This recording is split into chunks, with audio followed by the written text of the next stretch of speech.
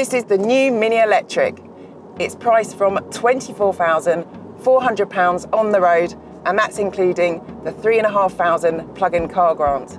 Or it could cost you £299 on a monthly lease. It's based on the 3-door hatch. At the moment, there are no plans to bring it out as a saloon or a convertible, which is a real shame. There are a number of subtle differences outside, including that embossed electric logo, which adorns the side flanks, the hatch, and the front grille. Speaking of that grille, it features the trademark hexagonal shape, but it's more closed off because it doesn't require as much cooling. Optional extras include 17-inch two-tone wheels, yellow mirror caps, and a special blade on the grille. The charging plug is normally where you'd find the fuel filler cap. Inside the Mini Electric, it still retains the same 211-litre boot space as its conventionally powered siblings. And that's because the battery pack is arranged in a T-shape between the front seats and under the rear seats.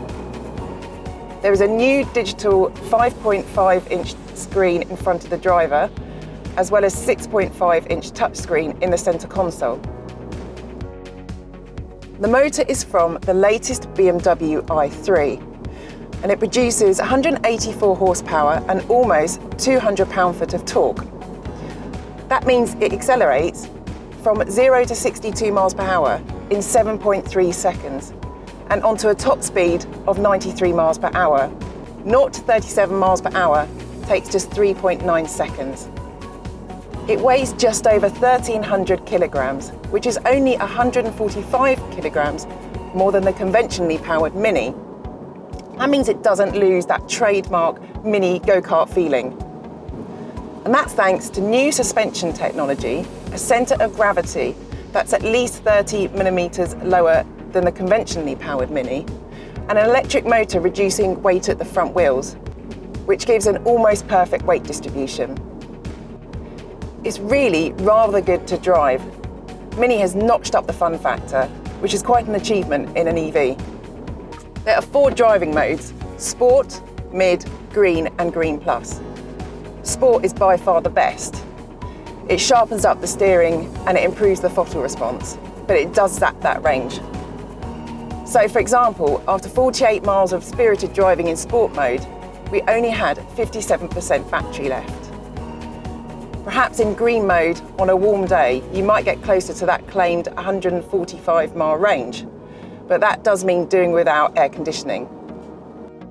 There are 2 choices of regeneration: Intense, which only needs a dab of the brake to come to a complete stop. And there's also Low Level, which is more akin to slowing down in a petrol car. We prefer the former of the 2. It doesn't take long to judge how quickly you need to slow down. And it's not as harsh as the Nissan's e-pedal. It also gives good brake pedal feel when you really need to put on the anchors. When it comes to charging, at a 50 kilowatt fast charging station, 0 to 80% takes just over 36 minutes. But on a 7.4 kilowatt box, you're looking at just over 3 hours. Electric power suits the Mini. It doesn't lose any of the brand's go-kart feeling, cute looks, and it makes no compromise on the space inside. If you can live with 145 miles of range, then it's perfect.